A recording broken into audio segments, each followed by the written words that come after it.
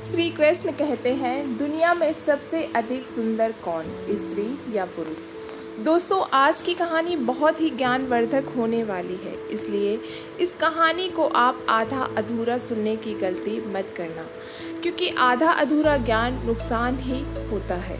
दोस्तों, परमात्मा की लाठी में आवाज़ नहीं होती, पर चोट बहुत लगती है। उसकी लाठी जिस पर पड़ती है वो या तो सुधर जाता है या फिर दुनिया छोड़कर चला जाता है। अच्छे अच्छों का गर्व चूर चूर हो गया। इस धरती पर बड़े से बड़े अभिमानी हुए। किसी को अपने रूप का गुमान था, किसी को बल का, किसी को धन का, किसी को ज्ञान का, किसी को अपने पद का गुमान था, किसी को अपने नाम का। जब परमात्मा की मार पड़ी तो सबका गुमान मिट्टी में मिल गया। राजा को रंग बनाने वाला और रंग को राजा बनाने वाला उसकी मार के आगे टेढ़े से टेढ़ा भी सीधा हो गया। इसीलिए हमें ये ध्यान रखना चाहिए, ईश्वर ने हमें जितने गुणों से नवाजा है उसका उपयोग जन कल्याण के लिए होना चाहिए, न कि अभिमान के लिए। उस गुण को अपनी ढाल बनाकर किसी को नीचा नहीं दिखाना चाहिए, किसी को निंदा या उसका अपमान नहीं करना चाहिए, वरना ये तो आप भी जानते हैं कि राजा से भिखारी बनने में देर नहीं लगती। तो चलिए दोस्तों, इस महान कथा को शुरू करते हैं। दोस्तों, एक समय की बात है जब नारद मुनि नारायण नारायण जाप करते हुए भगवान श्री कृष्ण के पास पहुँचे और उन्होंने भगवान को प्रणाम करते हुए बोले, हे प्रभु, मुझे एक चिंता अंदर ही अंदर सताए जा रही है। भगवान श्री कृष्ण कहते हैं, हे देवर्षि नारद, आपकी वो कौन सी चिंता है, कृपया बताइए। तब नारद मुनि बोले, हे जगत के पालनहार, आपको तो सब कुछ पता है। मेरी चिंता का कारण ये है कि स्त्री और पुरुष विशेष इन दोनों रचनाओं में सबसे ज़्यादा सुंदर कौन है, पुरुष या स्त्री। तब मित्रों, भगवान श्री कृष्ण मुस्कुराते हुए कहते हैं, हे नारद जी, आप निश्चित रहिए, आपकी ये समस्या मैं अभी दूर कर देता हूँ, लेकिन उसके लिए आपको एक कथा सुननी होगी। अगर आप इस कथा को पूरा सुन लेते हैं तो आपको आपके प्रश्न का उत्तर मिल जाएगा।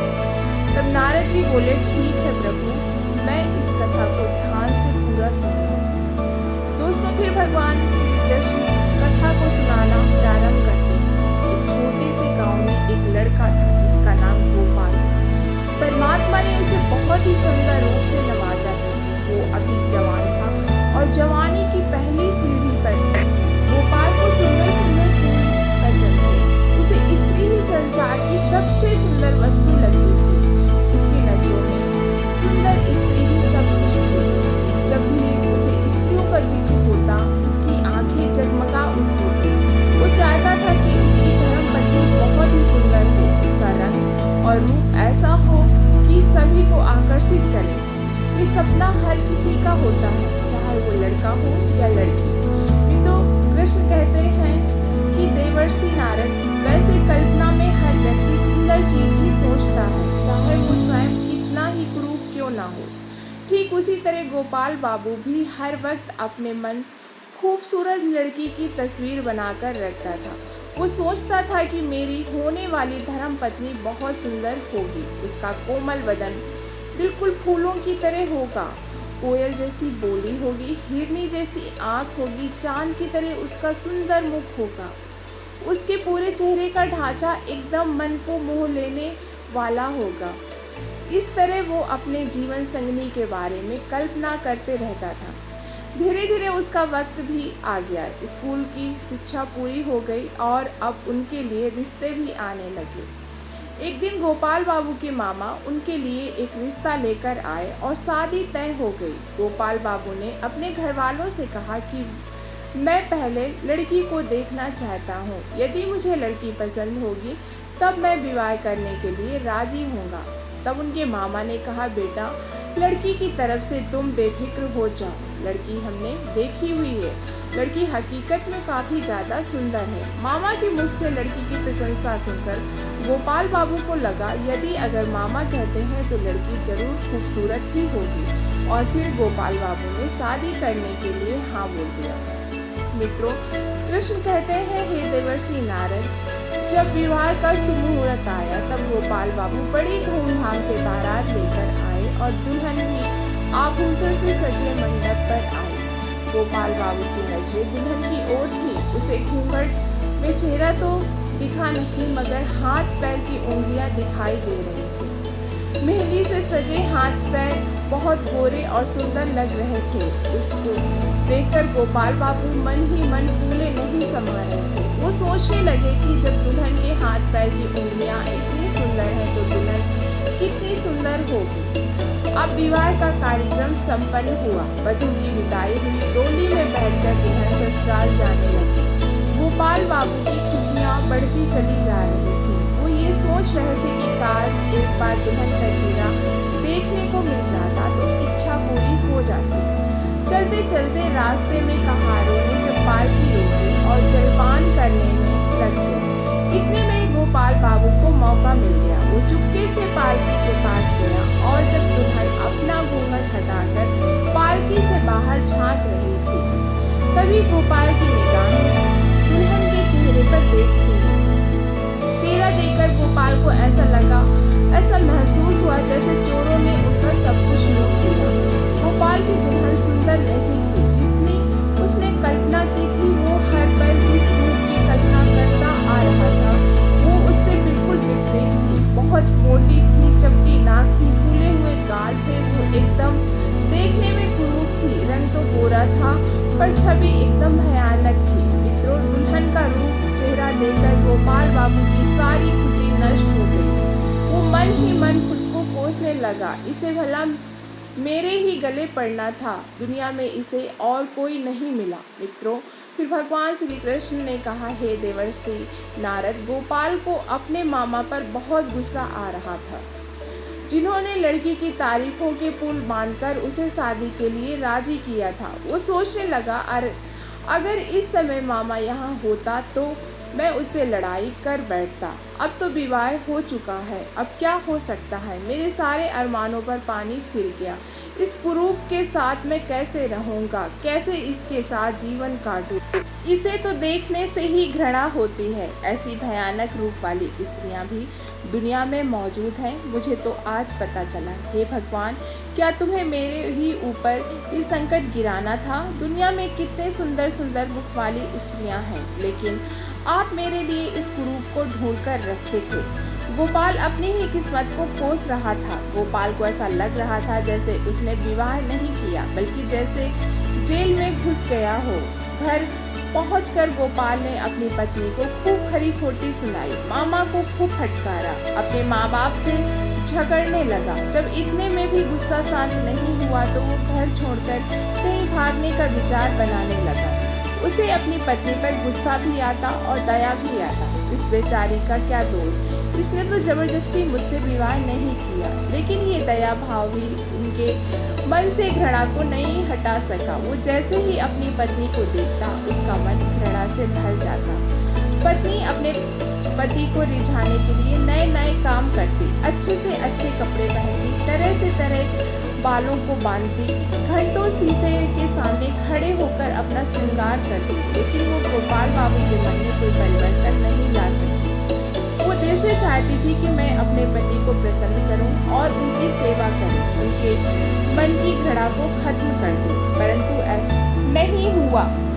फिर मित्रों, श्री कृष्ण ने कहा, हे देवर्षि नारद, एक लड़की अपने सभी सगे संबंधियों को छोड़कर अपने पति के घर में आती है। फिर यदि वो पति ही पत्नी को भाव ना दे तो उस बेचारी का मन कैसे लगेगा, कैसे वो अकेलापन अपना जीवन काटेगी। यही हाल गोपाल बाबू की पत्नी का था।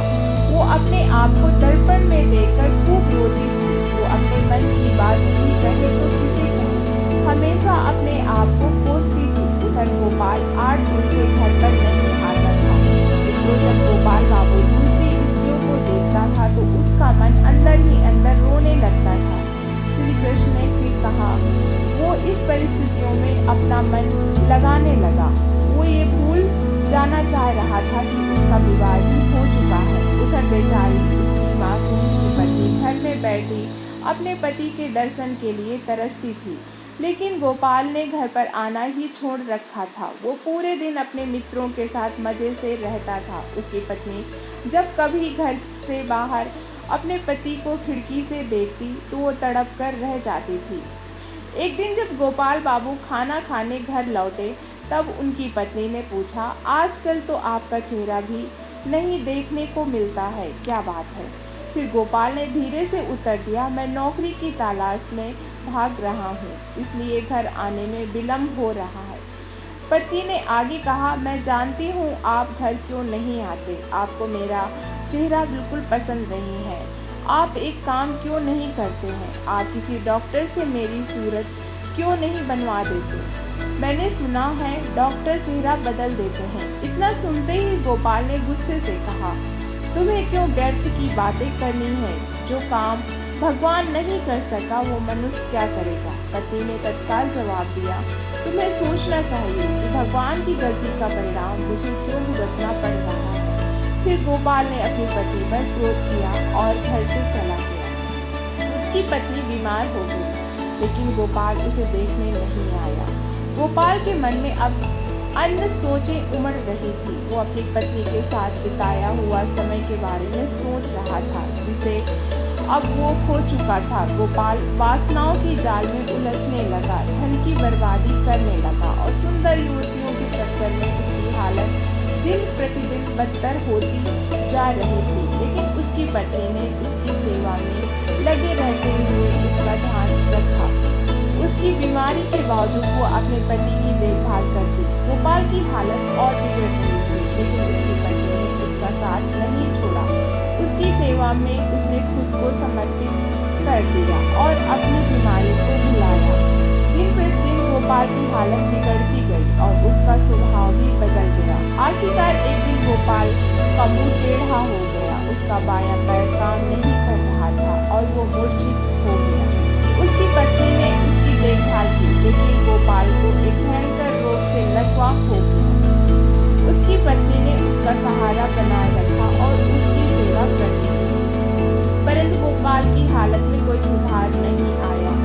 फिर एक दिन उसने शीशे में अपना टेढ़ा मुख देखा, मानो जैसे कोई कुरूप आदमी उसे जीवन में कभी नहीं देखा था। उसे लगने लगा कि ईश्वर ने उसे उसके कर्मों की सजा दी है। वो अपनी पत्नी से धीरे धीरे बोला, मुझे ईश्वर ने मेरी गुरूर की सजा दे दी है। वास्तव में ये मेरी बुराई का बदला है जो मैंने तुम्हारे साथ किया है।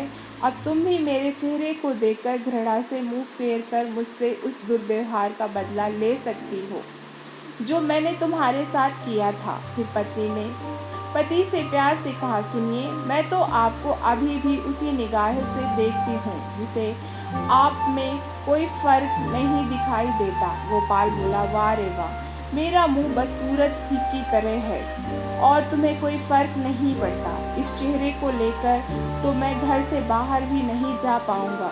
ईश्वर ने सचमुच मुझे बहुत कठोर सजा दी है। फिर मित्रों, उसने बहुत प्रयास किया, कई डॉक्टरों को दिखाया, पर गोपाल का चेहरा ठीक नहीं हुआ। उसका चेहरा बड़ा भयानक लगता, हर कोई उसे देखकर डर जाते। फिर कुछ समय बाद वो दवाइयाँ और डॉक्टरों की मदद से चलने फिरने लगा, पर चेहरा ठीक नहीं हुआ। मित्रों, पत्नी ने माँ देवी से मन्नत मांगी कि मेरे पति अगर चलने फिरने लगे तो मैं देवी माँ की पूजा करूंगी। आज उसी पूजा का उत्सव था। पूरे मोहल्ले की स्त्रियां सज धज कर वहाँ आई, गाना बजाना हो रहा था। गोपाल की पत्नी से गांव की महिलाओं ने पूछा, क्यों बहन, अब तो तुम्हें अपने पति का चेहरा बिल्कुल अच्छा नहीं लगता होगा। पत्नी ने बड़ा सुंदर जवाब दिया, नहीं बहन, मुझे चेहरा तो अच्छा नहीं लगता, लेकिन मुझे उनके बदले में पति की आत्मा मिल गई है जो रूप से कई ज़्यादा बढ़कर है। उधर गोपाल कमरे में अपने दोस्तों के साथ बैठा था और अपनी पत्नी और सभी महिलाओं की बातों को बड़े ध्यान से सुन रहा था। तभी गोपाल के दोस्तों ने कहा, गोपाल, आज तो तुम्हारे घर पर पूरे गांव की सुंदर सुंदर स्त्रियां आई हैं, इनमें तुम्हें सबसे ज्यादा सुंदर कौन सी लग रही है? तभी गोपाल ने अपनी पत्नी की ओर इशारा करते हुए कहा, मुझे तो वही अच्छी लग रही है जो थाली में फूल रख रही है। फिर सभी दोस्त कहने लगे, अरे भाई, लगता है तुम्हारी सूरत क्या बिगड़ी, अब तो तुम्हारी नजर ही बिगड़ गई है। उसके दोस्तों ने कहा, मुझे तो सबसे ज्यादा बदसूरत वही मालूम पड़ रही है। तब गोपाल ने जवाब दिया, भाई तुम्हें वो बदसूरत इसलिए लग रही है क्योंकि तुम उसका शरीर देख रहे हो, और मुझे अच्छी इसलिए लग रही है क्योंकि मैं उसकी आत्मा देख रहा हूँ। मित्रों, फिर श्री कृष्ण कहते हैं, हे देवर्षि नारद, प्यार दिल से होता है, ना कि चेहरे और सुंदरता से। प्यार वो है जो आपके बुरे समय में आपका साथ दे, जैसे गोपाल की पत्नी ने उनका साथ दिया। मित्रों, हमें ईश्वर द्वारा प्रदत्त विशेष गुणों का उपयोग जन कल्याण के लिए करना चाहिए, ना कि अहंकार के लिए। हमें उस गुण को अपने व्यक्तित्व में समाहित करके किसी को नीचा दिखाने का प्रयास नहीं करना चाहिए, और ना ही किसी की निंदा या अपमान करना चाहिए, क्योंकि जैसा कि हम सभी जानते हैं, एक दिन हम भी कहीं न कहीं नीचा पढ़ सकते हैं। तो दोस्तों, मैं आशा करती हूँ आपको कहानी पसंद आई होगी। अगर आपको कहानी पसंद आई हो तो प्लीज़ हमारे चैनल को लाइक करना और सब्सक्राइब करना।